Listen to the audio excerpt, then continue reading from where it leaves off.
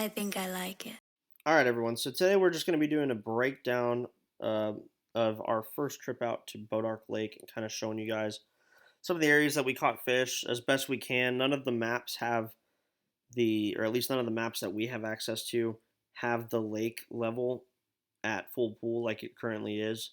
They're still all a little bit behind. The most recent picture I could find was from October of 2021. So keep that in mind when watching this video. This image that you're looking at is from a decent while ago, and the lake is full now and is not near this low. But I was still able to find the areas that we caught our fish, and you can see them, and I'll kind of be going through them to show you guys. But yeah, just kind of wanted to hop on here and kind of break down what we found. Now, granted, we've only been out there one time so far, but we did pretty decent. We caught a 5 pounder, we caught a couple other, 2.5 to 3 pounders, and we caught several, just 1.5 to 2.5 pound fish. Um, 15 or so fish. So if you haven't seen that video, definitely go back and watch our last video, or the actual fishing video on Bois D'Arc Lake. Um, it's a pretty cool one, caught them mostly flipping bushes and stuff like that. And I'll break that down later too. But first, we're going to get into where we caught our fish. So if I zoom in here, you'll see this ramp right here on Old 1396 South. This is the FM 1396 South ramp. This is where we launched. So we launched here. Excuse me. And we initially just kind of ran around to this kind of bank right here. We did not catch anything on this bank here. We did have one fish. I think Ian had one on like his third cast of the day on a chatterbait. That was probably a 2.5 or 3 pounder come off. But that was the only fish that we had bite there.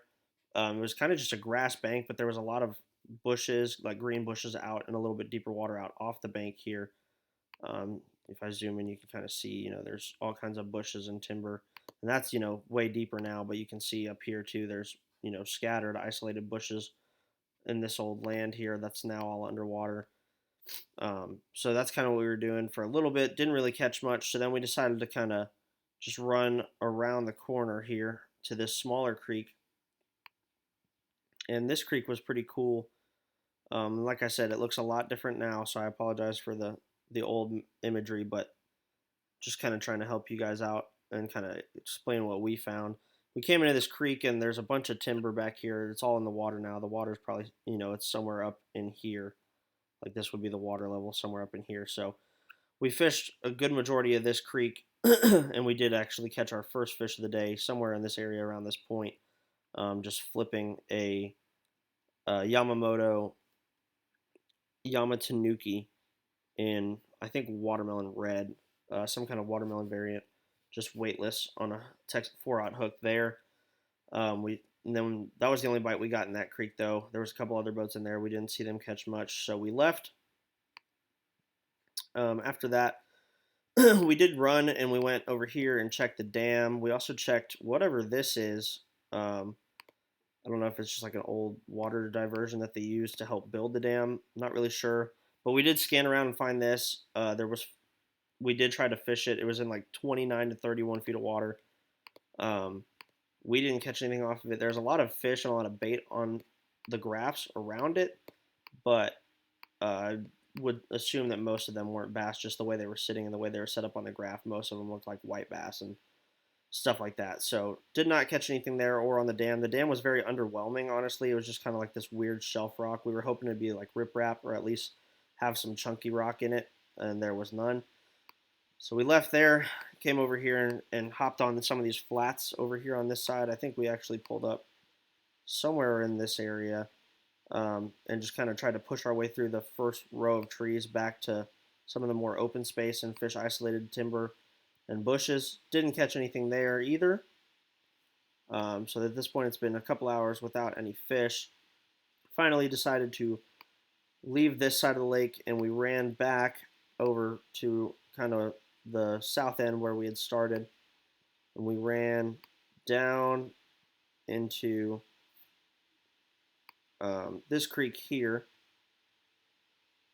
You can see there's a really nice like pond dam with a road on it and some a nice creek channel coming into it. We did have a few bites on this, but we did not catch any of them, so I'm not sure, what they were. but we did kind of come back here afterwards, and I caught one flipping the brush just kind of in the back of the creek on this little point, kind of next to this old creek channel from the pond. There's a laydown tree right here that I caught one on. All right, guys. So one more thing that I forgot to mention before we came into this creek here and kind of fished this pond dam road bed thing, and then I caught one back here. Right before that, we were actually in the next pocket over, and in the next pocket over, we went in, and there was kind of this space between this tree and this row of trees over here that had like some kind of rock bottom to it. Kind of felt like a pond dam, but it doesn't really look like one on here. But we were able to catch one. Ian caught one dragging Texas rig around that area, and then we went to the back of that creek, and my dad caught one flipping some of the isolated bushes in this zone here. So that happened before this over here, and then we came over here, caught those fish. Then after that, we kind of were done with the east side of the lake. It was kind of unproductive, in this whole eastern side of the lake. In like 4.5 hours, we'd only caught 4 fish. So we decided to make the move west. We were on our way to go west of the bridge when we saw this big arm here. So real quick before going all the way west of the bridge, we decided to stop in there. So we ran all the way down here. This creek's pretty big. All right, guys. So like I was saying, we ran all the way in here, down this creek, went underneath the power line, and then we finally got back to this row of trees. Went through the row of trees here, and it kind of popped us out into this old field that you see here. And we kind of just started idling down this tree line, trying to get a gauge of how deep the trees were. In our experience so far up to that point, it seemed like we were only catching fish in trees and bushes that were between like 4 and 12 feet of water. Anything shallower than 4 didn't really seem to produce much, and it's honestly hard to find out there right now. And then anything deeper than 12 wasn't really producing bites for us either. So we were trying to find, bushes and trees. Didn't matter if it was like green bushes or dead trees or a mixture. But we were trying to find that cover in 4 to 12 feet of water. So we started idling down this whole side. And then we kind of got down here to where it kind of, turns. And in this corner here, I'm going to zoom in so you guys can see it. Hopefully you can. But you can see there's a couple bushes. They're a little bit skinnier bushes. And then there's this big tree here. But these isolated bushes, there's, a good few of them out here just in this corner of this old field. And they're kind of by themselves. There's not really anything else out there. There's just an isolated patch of bushes a little bit further off the bank, not next to the tree line. And that is actually where Ian caught that big 5-pounder. And I believe it was off this first bush. And then I had another bite somewhere off of one of these 2 bushes, but I did not get that one. So that was the only fish we caught in this whole creek, but it was a 5-pounder. So we definitely want to go check out that creek more. We did go through here and try to fish down this tree line too, but the water in this field got really muddy. It was a lot muddier and it was a lot shallower. There was no bushes off the bank. It was just the tree line, and it was only like 2 or 3 feet deep. So we didn't catch anything in this field here, but caught one 5-pounder in there, fished around a little bit more, and then decided to leave. And then that is when we finally went west of the bridge. We went through right here and ran the lane that's cut right here on the south side of these trees, right through here, ran past the marina that they're building, and we just kind of ran back here until we found an area that we could get, off of the running lane here and back into the trees closer to the bank. So we ran through here. We kind of stopped right in here, pushed our way through some of these trees to this tree line, and within a couple minutes of being there, Ian caught a 3-pounder flipping this tree line right here on this bend. And then we kind of came up to this area. You can't really see it, but right here in this corner, it opens up a little bit, just enough to fit a boat in. So we pushed our boat through the trees, and we popped out into this little guy right here. Just a nice clearing. Now it kind of seems like a hidden pond, but we caught several fish in there, and on this passageway in between, we caught a couple fish as well. But this was a really cool little spot, just off the beaten path that not a lot of people know about. We were the only boats in there, and there wasn't really anyone around. Caught a few in there, and on the way back out, when we came out, we just kept going up this tree line, and then we found this one, which is kind of the same deal, but it's a little bit further out, closer to the main running lane. And we did actually catch one on this point, had another bite on this point as well, and then worked our way through the trees and caught several, including another good like 2.5, 3 pounder in here. And then after that, we ran back out. We left that area once we were done, ran back out to the main lane in the middle. And we did actually run all the way back to the back where the boat lane ends at this tree line. And we did kind of fish around in this area for a little bit, but we didn't catch anything in that area. And it was getting later in the day, so we decided to come back. We were going to try to find one or two more of those areas where you can kind of find like a hidden little open space in the trees. So we ran down here.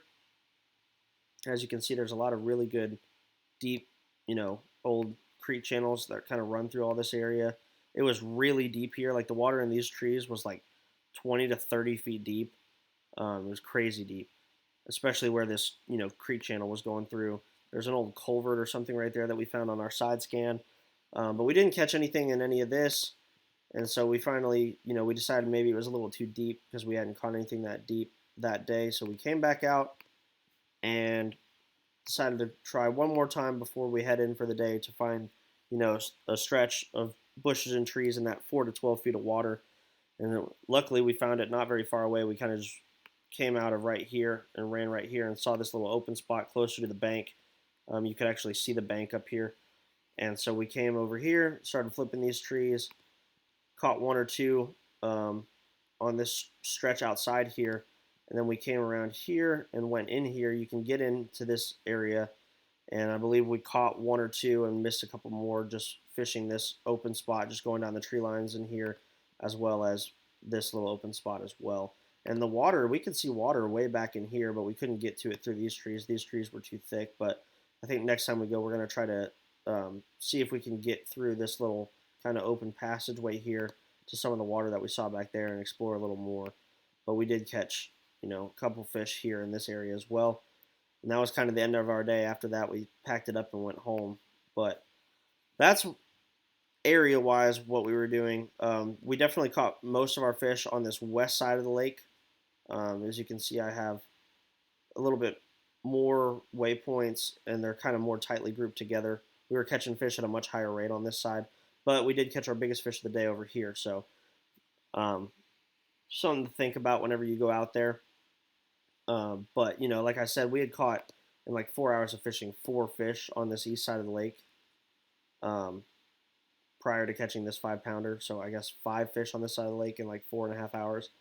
And we caught 10 to 12 in like an hour and a half on this side of the lake in these spots here. So next time we go out, we're definitely going to check out more of this side and probably do some more offshore scanning now that it's getting hotter and fish are getting more and more into the summer. But with the amount of cover in this lake, shallow cover and mid-depth cover with the bushes being anywhere from 4 to 20 feet, there's plenty of options if you don't like offshore fishing. There's going to be fish in these bushes for quite a while. So it's a really cool lake, really awesome lake. Has a lot to offer. It's going to be good for a long time. And like I said, this was just our first trip out, but definitely learned a lot and enjoyed it. So yeah, that's where we were fishing. In terms of what we were using, we caught a couple. When it came to flipping the bushes, we caught a couple throwing a Yamamoto Yamatanuki in watermelon red or a Yamamoto Fat Ica in the same color, just weightless on a 4/0 hook. Both of those baits weigh 5/8 of an ounce themselves, like the soft plastic itself. Each one weighs 5/8 of an ounce. They're heavy plastics, so you don't need to wait for them. Just flip them weightless. They have a nice, slow, subtle fall with a subtle action, but they really catch them. And it's kind of a secret little bait that not a lot of people throw, and I think that's why they were getting bites, just because not many people throw them or know about them.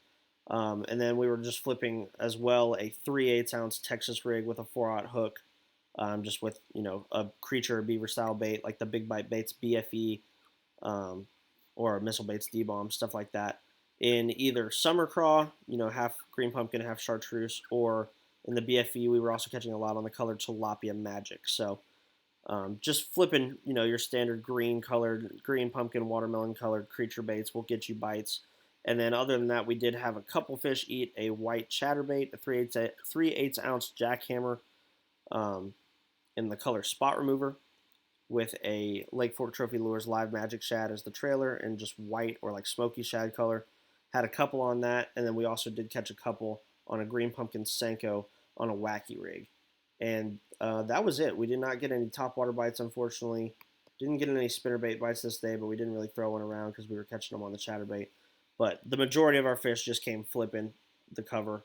I would definitely recommend using braid, especially if you're going to flip this side of the lake. Everything on this side of the lake is very heavy cover. And so I was using 50-pound braid with it. I had two setups, one with a 7/6 rod, extra heavy rod, and one with an 8-foot extra heavy rod, both, you know, flipping and pitching rods, with a 8:1 gear ratio reel on both, and 50-pound braid on that 3/8 ounce Texas rig. And so I didn't have to worry about my line breaking at all. I could just set the hook and winch them out of there. But I would definitely recommend braid, especially if you're going to fish on this side. The water was pretty clear overall everywhere on the lake. But they didn't seem to mind the braid even with the cleaner water. So that's kind of our breakdown of the new lake. Like I said, I apologize for the map not being up to date. This is just the best map I have access to currently. But as we go out there more and more over the summer, we plan on going up here quite a bit over the summer. As we go up there more and more, we're going to learn more. We're going to, you know, go take a look at some of these, you know, offshore things like these, what I assume are pond dams and stuff. And we will give you guys updates whenever we figure out, you know, new stuff on the lake. It's a new lake and everyone's trying to learn it. So we figured we'd do our part to kind of help make everyone's learning curve faster. So appreciate y'all watching this one. Our next video after this will be from a recent tournament we fished on Lake Lewisville. It's actually going to be a video over 2 tournaments. We fished 2 tournaments in the same day on Lake Lewisville a couple days ago. So y'all stay tuned for that. We'll see you on the next one. Thanks. Also, guys, one more thing real quick that I did want to mention. If you want these spots, I am going to have a link to this Google Earth Pro KMZ file in the description of the video, as well as links to all of the gear that we used while we were out there fishing, that you would have seen us using in our last YouTube video, the fishing video from this trip. So if you guys are interested in buying any of the gear we use or just checking it out for yourself, definitely check the link in the description. Check out all of our sponsors' websites and all of our social channels in the description as well. And like I said, I will have a KMZ file from the Google Earth Pro with these waypoints so that you can just download that if you have Google Earth Pro. And then you can have it at your disposal as well. I think there is also a way to transfer the KMZ file to your fish finder, to your graphs if you want to as well. So I'll have a link to all of that in the description. Thank you. Here we go, at the top of the class on a roll, and it's time to run it up, yeah, you know. Maxed out, put the pedal to the floor, ayy, on the road, here we go, yeah, we winning by a landslide. Never see me coming, I'm a landmine, yeah, I ain't taking orders in command.